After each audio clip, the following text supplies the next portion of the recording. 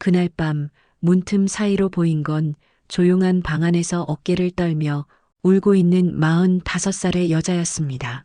형광등 대신 스탠드 불 하나만 켜진 방. 침대 가장자리에 앉아 사진 한 장을 꼭 쥐고 있던 사람. 빛바랜 가족사진 속 환하게 웃는 남자와 어린아이, 그리고 지금보다 조금 더 젊은 그 여자의 모습이 함께 있었습니다. 여보, 나 정말 잘하고 있는 거 맞지? 그녀의 입술이 조용히 떨렸고 눈물은 끊임없이 턱을 타고 흘러내렸습니다. 나는 숨을 죽인 채 문틈에서 눈을 떼지 못했어요. 그녀는 내 집주인이자 내가 방을 얻어 사는 이 집의 주인, 이서윤 씨였습니다. 사별한 지 10년이 지났다는 이야기만 들었을 뿐, 그 밤의 서윤 씨 얼굴은 내가 지금까지 한 번도 본 적 없는 너무도 적나라한 외로움 그 자체였죠. 그때는 몰랐습니다. 그 문틈 벽 하나 사이에 있는 우리가 서로의 삶을 바꾸는 사람이 될 줄은요.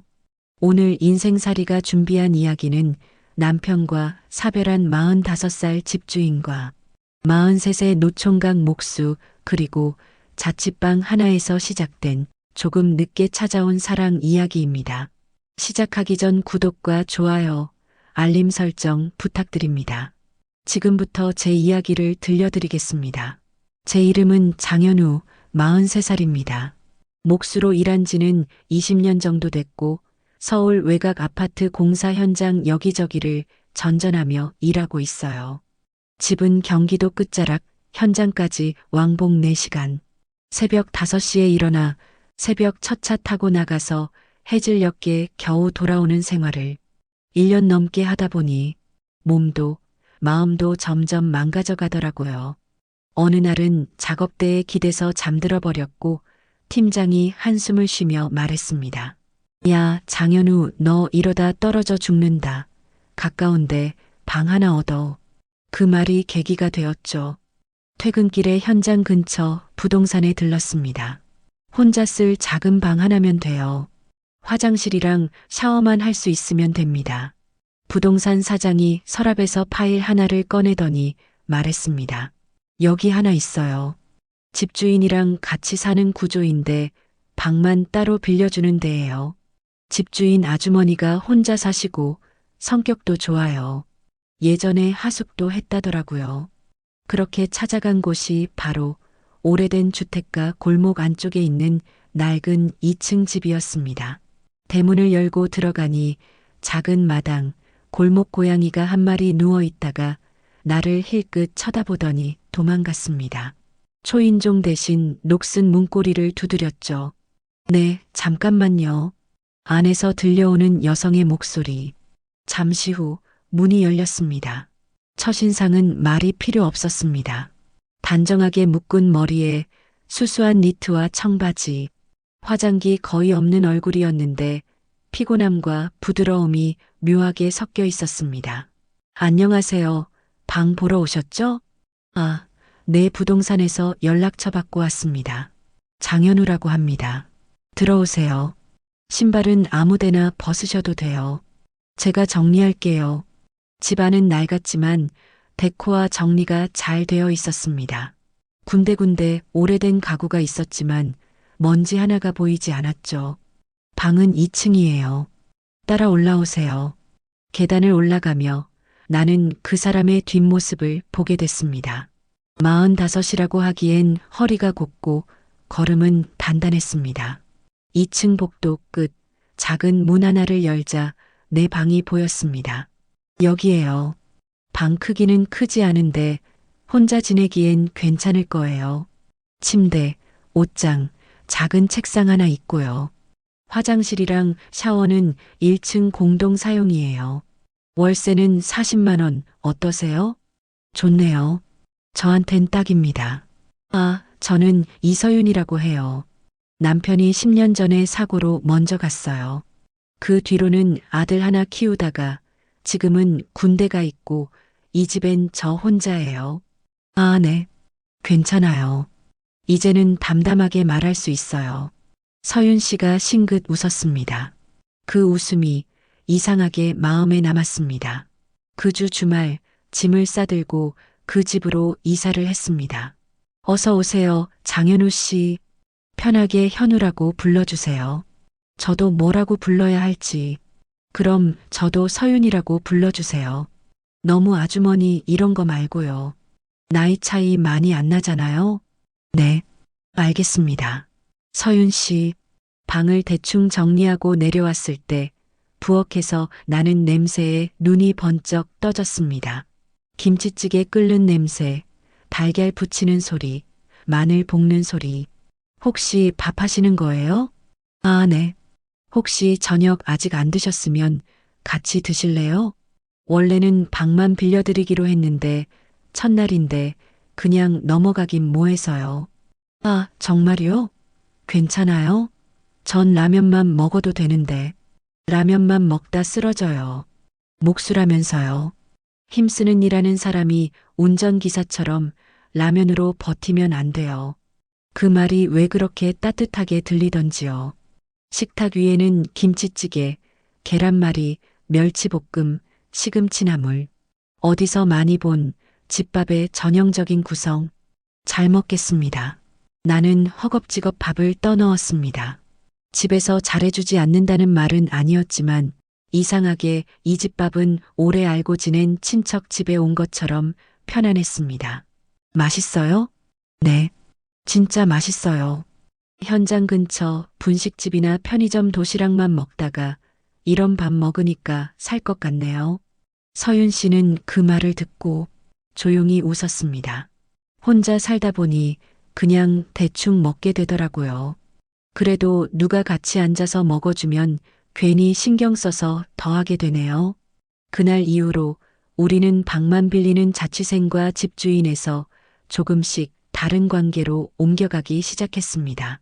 정식으로 밥 포함 계약을 한 건 아니었지만 퇴근이 너무 늦지 않은 날엔 늘 말이 나왔죠. 현우 씨, 밥은 먹고 들어왔어요? 아니요. 현장에서 바로 와서 냄새가 나서 씻고 내려왔어요. 마침 찌개 끓여놨는데 같이 먹어요.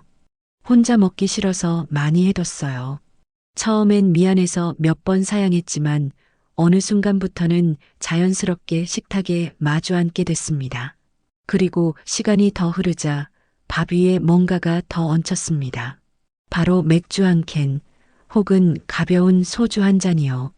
어느 저녁 비가 억수같이 쏟아지던 날이었습니다.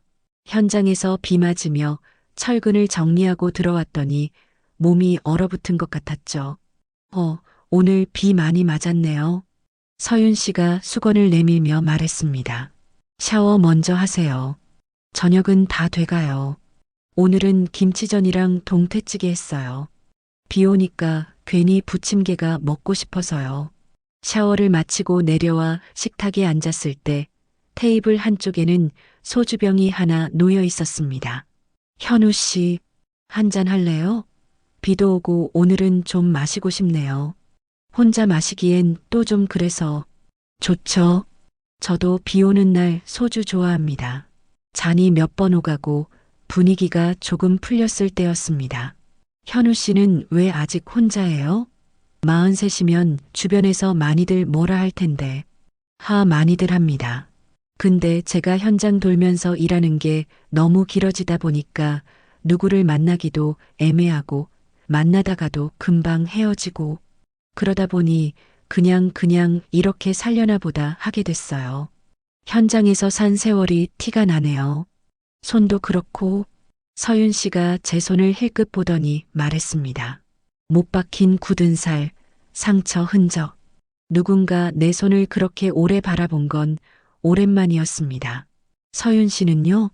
남편분 돌아가신 지 10년 됐다 그랬죠? 네.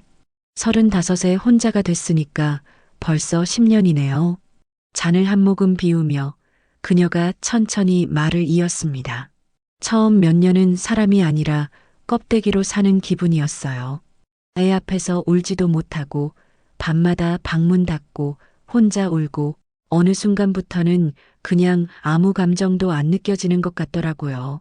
그냥 하루하루 버티는 느낌?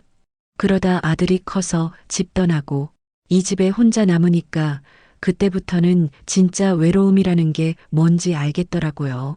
말끝이 떨렸습니다. 나는 아무 말도 못하고 그저 잠만 만지작거렸습니다. 근데요, 현우 씨가 들어오고 나서는 좀 달라졌어요. 제가요? 네. 누군가 같이 밥 먹고 퇴근하면 계단 올라가는 발소리 들리고 불 켜진 방이 하나 더 있으니까 집이 집 같아졌다고 해야 하나요? 서윤 씨는 그렇게 말하며 빈잔을 내 쪽으로 밀었습니다. 우리 오늘 한 잔만 더 하고 자요. 괜찮죠? 네. 그러죠. 우리는 그렇게 밤마다 조금씩 서로의 이야기들을 꺼내 놓았습니다. 문틈 이야기로 다시 돌아가 볼까요? 그날은 토요일 밤이었습니다. 현장 일이 일찍 끝나서 평소보다 이른 시간에 집에 들어왔죠. 서윤 씨, 저 왔습니다. 대답이 없었습니다. 마당에 켜놓던 센서 등이 들어와 있었지만 집안은 유난히 조용했습니다. 나간 건가? 신발을 벗고 들어가려는 순간 1층 복도 끝에서 아주 작은 소리가 들렸습니다. 숨소리인지 흐느낌인지 모를 작고 끊어지는 소리. 나는 무의식적으로 그쪽으로 발걸음을 옮겼습니다.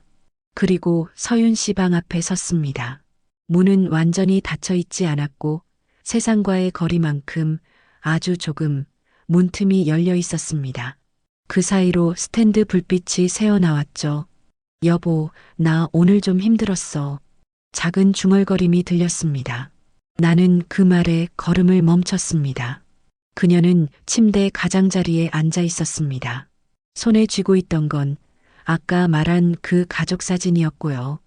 어깨가 조용히 떨렸습니다. 사진을 가슴에 꼭 끌어안고 고개를 숙인 채 울고 있었습니다. 그 울음은 시끄럽지 않았습니다. 소리를 죽이고 이 집의 벽과 천장만 아는 그런 울음이었습니다. 여보, 나 잘하고 있다고 한 번만 꿈에라도 와서 말해주면 안 돼?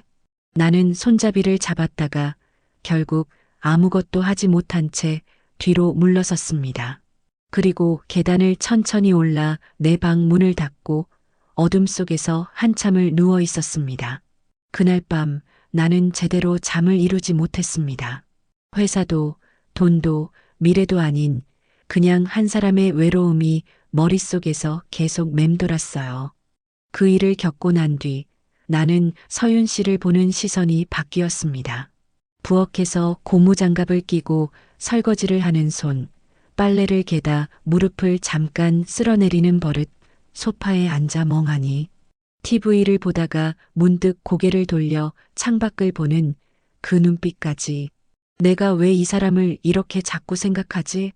43 노총각 목수가 집주인을 몰래 좋아하게 된 거라고 인정하기까지는 많은 시간이 필요하지 않았습니다.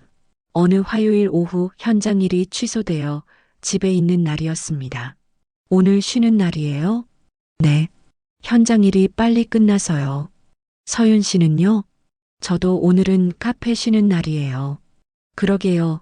둘 다 집에 있네요. 점심을 함께 먹고 각자 방으로 들어갔는데 낮잠이 오지 않더군요. 괜히 핸드폰만 만지작거리다가 작은 이어폰을 꽂고 음악을 틀어놓았습니다. 그러다 보니 또 생각이 그리로 가는 겁니다. 문틈 사이로 보았던 그날 밤 혼자 울던 그녀의 뒷모습. 나도 참 이 나이에 뭐 하는 거냐. 그렇게 뒤척대고 있을 때였습니다. 현우 씨, 빨래 있으면 내려놔요. 세탁기 돌리게. 문이 갑자기 열렸습니다. 나는 깜짝 놀라 몸을 일으켰고 서윤 씨와 눈이 마주쳤습니다. 둘 다 잠깐 얼어붙었습니다. 내 방 안, 침대 위, 상의는 아무것도 걸치지 않은 상태로 침대에 누워있던 나. 서윤 씨가 먼저 시선을 피했습니다. 아, 미안해요. 노크를 했어야 했는데 그냥 집에 혼자 있을 때처럼 습관이 나와서. 아, 아니에요. 제가 문을 잠갔어야 했는데요. 세탁기는 나중에 돌릴게요. 문이 닫혔고 방 안에는 이상한 공기만 남았습니다. 그날 오후 우리는 둘 다 1층, 2층을 번갈아 오르내리며 억지로 서로를 피했습니다. 저녁이 될 때까지요. 그날 밤 나는 괜히 마음이 불편해서 내려가지 않고 있었습니다. 오늘은 그냥 컵라면이나 먹고 잘까? 그러고 있을 때 조심스러운 노크 소리가 들렸습니다. 현우 씨, 잠깐 들어가도 될까요? 네, 들어오세요. 문이 열렸고 서윤 씨가 문틈에서 얼굴만 내밀었다가 조심스럽게 안으로 들어왔습니다. 아까 많이 놀랐죠? 아니에요. 그럴 수도 있죠, 뭐. 그래도 미안해요. 사실 현우 씨가 문 안 잠그는 거 알고는 있었거든요. 집에 다른 사람이 있다는 게 좋다 보니까 가끔 그냥 올라와서 노크하고 인사만 하고 싶을 때도 있어서 말끝이 흐려졌습니다. 나는 의자를 권하려다가 그냥 침대 끝에 앉으라고 손짓했습니다. 앉으세요. 서윤 씨가 침대 가장자리에 살짝 앉았습니다. 둘 사이의 거리는 팔길이 정도였지만 이상하게 숨이 가빠졌습니다. 현우 씨, 네. 나 하나만 물어봐도 돼요? 말씀하세요. 지난번 문틈 사이로 나본 적 있죠? 나는 놀라서 그녀를 바라보았습니다. 언제요? 그날 밤이요. 사진 들고 울던 날. 문이 완전히 닫힌 줄 알았는데 나중에 보니까 조금 열려 있더라고요. 숨이 턱 막혔습니다. 죄송해요. 그때 그냥 걱정돼서 아픈가 싶어서 그만. 아니에요. 서윤 씨가 고개를 저었습니다. 화난 거 아니에요. 오히려 누군가 그 밤을 봐줬다는 게 묘하게 위로가 되더라고요. 그녀는 손을 모으고 한참을 뜸들이다가 조용히 말했습니다. 현우 씨, 나 요즘 좀 이상해요. 무슨 일 있어요? 현우 씨 신발이 현관에 있는 걸 보면 슴슴하던 집 냄새가 갑자기 사람 사는 냄새 같아지고 방에서 내려오는 발소리만 들어도 괜히 마음이 놓이고 밥 먹다가 문득 생각해요. 아, 이 사람 없으면 이제 어떡하지 그런 생각. 그 말이 가슴 깊숙이 꽂혔습니다. 서윤 씨, 나 너무 늦게 이런 마음이 생겼나 봐요. 40대 중반에 이제 와서 이런 말하는 게 웃기죠? 눈가가 붉어졌습니다. 나는 더는 버티지 못하고 말을 꺼냈습니다. 저도요. 네, 저도 비슷해요. 서윤 씨가 부엌 게 없으면 집이 텅 빈 것 같고 현장 일이 힘들어도 집에 가면 따뜻한 밥이 있겠다. 그 생각으로 버티고 솔직히 요즘엔 밥보다도 그냥 서윤 씨랑 마주 앉아 있는 그 시간이 더 좋아요. 둘 사이의 공기가 달라졌습니다. 잠깐의 침묵 끝에 서윤 씨가 조심스럽게 물었습니다. 현우 씨, 나 이렇게 말해도 될지 모르겠는데 숨을 크게 들이마시더니 작게 떨리는 목소리로 이어갔습니다. 나 현우 씨 좋아해요. 심장이 크게 내려앉았다가 다시 위로 튀어오르는 느낌이었습니다. 저도 좋아합니다. 서윤 씨, 말이 끝나자마자 우리는 동시에 어색한 웃음을 흘렸습니다. 이거 우리 사귀는 거예요? 글쎄요, 서로 좋아한다고 했으니까 그렇지 않을까요? 45 집주인이랑 43 자취생이 연애라니 생각만 해도 웃기네요. 그래도 좋네요. 우리는 그렇게 말을 나누다가 자연스럽게 상대가 있는 쪽으로 몸이 기울어졌습니다. 숨소리가 가까워지고 눈빛이 마주선 자리에서 나는 아주 천천히 그녀의 손등 위에 내 손을 올렸습니다. 서윤 씨가 내 손을 꼭 잡았습니다. 현우 씨, 네. 한번 안아줄래요? 대답 대신 나는 그녀를 끌어안았습니다. 오래 참아온 사람들끼리의 첫 포옹은 조심스럽지만 동시에 간절했습니다. 그 밤 우리는 서로의 외로움을 꼭 아는 채 긴 시간 동안 이야기를 나누고 서로를 바라보았습니다. 그날 이후로 우리의 관계는 조금씩 달라졌습니다. 아침에는 여전히 현우 씨 늦겠다. 밥은 꼭 먹고 가요. 네, 서윤 씨도 오늘 조심하세요. 집주인과 세입자처럼 보였지만 식탁 아래에서는 살짝 손이 닿고 현장 나가며 신발을 신을 때 서윤 씨가 슬쩍 내 목도리를 매만져 주었습니다. 퇴근이 늦는 날이면 카톡 하나가 도착했습니다. 늦게 올 것 같으면 그냥 밖에서 간단히 먹고 와요. 너무 늦으면 기다렸다가 같이 라면 끓여 먹을까요? 주말엔 같이 마트에 가서 장을 받고 동네 카페에 앉아 커피를 마시며 서로의 예전 이야기를 나눴습니다. 나도 예전엔 남편이랑 이런 데 자주 왔어요. 전 일하느라 바쁘고 돈 없다고 여자친구들이랑 제대로 데이트해 본 적이 별로 없네요. 그럼 이제 나랑 하면 되겠네요. 늦었지만 그렇게 농담을 주고받으며 우리는 늦게 핀 연애를 하나하나 배워갔습니다. 물론 모든 게 순조롭기만 한 건 아니었습니다. 어느 날 저녁 서윤 씨가 내게 조심스레 말을 꺼냈습니다. 현우 씨, 나 가끔 무서워요. 뭐가요? 나이 차이도 그렇고 나 한 번 결혼했다가 혼자 남은 사람이잖아요. 이 집도 이 삶도 다 과거의 그림자랑 같이 있는 건데 언젠가 현우 씨가 이 나이에 이런 사람 옆에 있는 게 맞나? 이렇게 생각하게 될까봐 나는 잠시 말이 막혔습니다. 그 불안이 그냥 나온 말이 아니라 10년 동안 혼자 버티며 쌓인 감정이라는 걸 알고 있었으니까요. 저한텐 서윤 씨는 그냥 서윤 씨예요. 과부도 아니고 애 엄마도 아니고 집주인도 아니고 그냥 지금 내 옆에 있는 사람. 밥같이 먹고 웃고 힘든 날이면 잔소리라도 해주는 그런 사람. 정말 그렇게 생각해요? 네. 그리고 솔직히 말하면 이제 와서 서윤 씨 없는 제 삶은 상상이 안 돼요. 그 말에 서윤 씨 눈가가 붉어졌습니다. 고마워요, 진짜로. 그날 밤 우리는 서로의 불안을 조금씩 꺼내놓고 긴 대화를 나눴습니다. 시간이 더 흐르고 우리는 서로에게 더욱 익숙해졌습니다.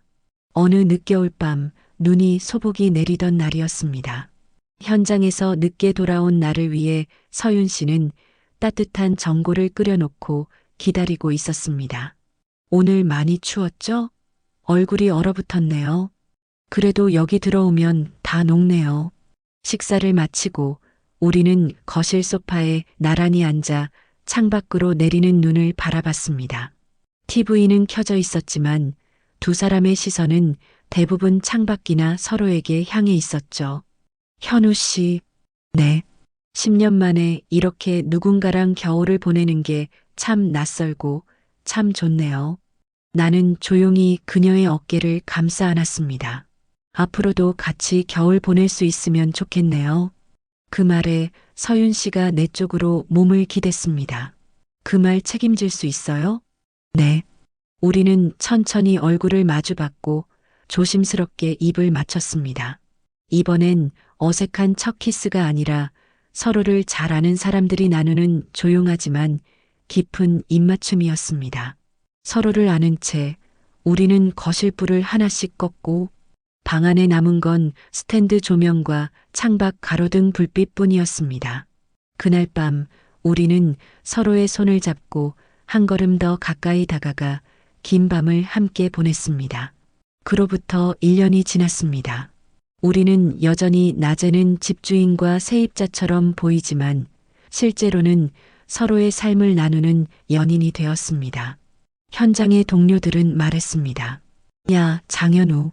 요즘 왜 이렇게 얼굴이 편해졌냐? 연애하냐? 나는 그냥 웃으며 얼버무렸습니다. 주말이면 우리는 동네 마트가 아닌 조금 먼 재래시장까지 나가 장을 받고 가끔은 근교로 드라이브를 가기도 했습니다. 서윤 씨, 응? 우리 언젠가는 이 집 말고 둘이 같이 고른 집에서 살까요? 여기 말고? 네. 이 집은 서윤 씨에게 너무 많은 기억이 있잖아요. 좋은 것도 아픈 것도 언젠가는 우리가 같이 만든 기억만 있는 집에서 처음부터 새로 시작해도 좋겠다 싶어서요.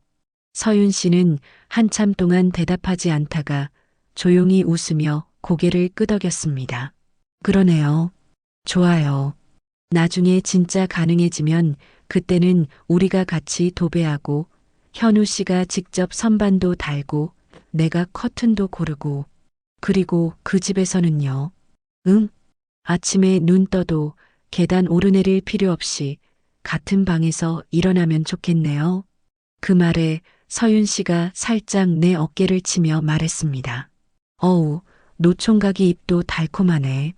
늦게 배워서 그렇습니다. 우리는 웃었고 그 웃음소리는 이 낡은 집 천장까지 차올랐습니다. 때로는 가장 가까운 곳에 가장 늦게 알아보는 인연이 숨어 있습니다. 벽 하나, 문틈 하나를 사이에 두고 살던 두 사람. 서로의 외로움을 알아보고 서로의 손을 잡아준 늦은 나이의 연인들. 45사별녀와 43 노총각. 집주인과 자취생이라는 이름은 결국 서로를 향한 당신이라는 한 단어로 바뀌었습니다. 이 이야기를 끝까지 들어주셔서 감사합니다. 여기까지 함께 해주셨다면 구독과 좋아요, 그리고 잘 들었습니다라는 한 줄 댓글이 저에게는 정말 큰 힘이 됩니다. 다음 이야기에서 또 만나요. 고맙습니다.